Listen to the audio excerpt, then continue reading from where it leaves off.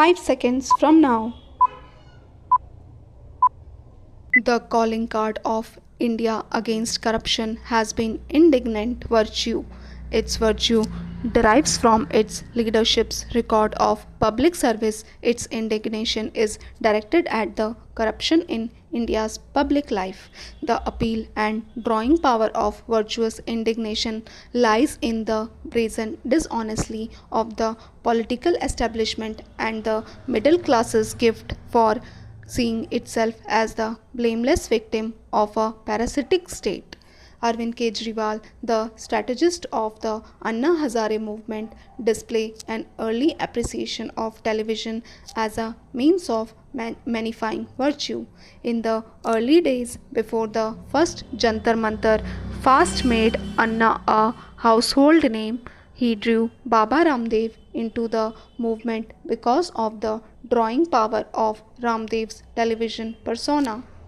At that time, he was uncertain whether Anna's charisma as a provincial activist would scale up to fill a national stage.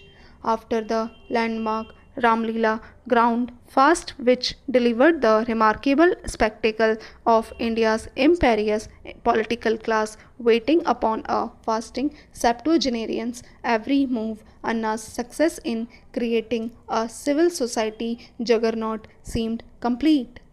Parliament promised a Lokpal law based on the Jan Lokpal bill, and Anna's moral authority as a Gandhian fasting his way to martyrdom or political victory briefly eclipsed Parliament's standing as the Republic's selected legislature.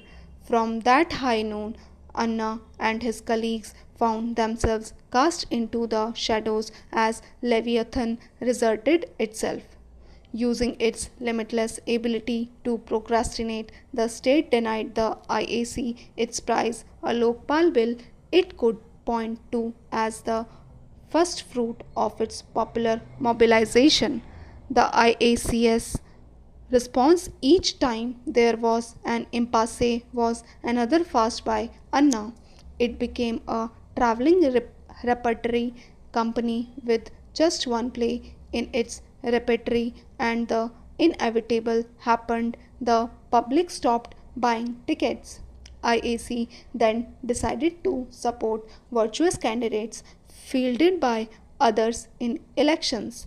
As the antagonism between it and the UPA became more acute, this position became indistinguishable from supporting candidates opposed to the UPA. This partnership was justified on the grounds that the governing coalition was principally responsible both for corruption and for stalling corruption's cure, the Lokpal bill.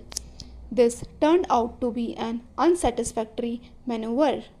Anna's movement could not plausibly claim credit for the UPA's electoral defeats, and its moral authority as a movement that transcended politicking seemed compromised by its anti-UPA stance. Anna's fasts, once trump cards, became liabilities. Instead of being buoyed up by an enormous public presence, Anna was embarrassed by its absence. The reiteration of the movement's monopoly of public virtue began to sound hectoring and self-righteous. The failure of the current fast at Jantar Mantar to draw crowds or drum up monster media attention led to an abrupt end to the fasting.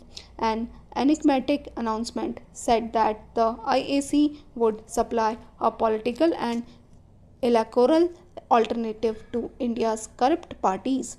Whether this was an improvised response to the failure of the fast or a long-lasting intention, it represented an advance on the fast and fulminate tactic that had thus far characterized the movement. Stop. Hello aspirants, please subscribe to my channel to get all the dictations of the latest judgments of High Courts and Supreme Court. Thank you.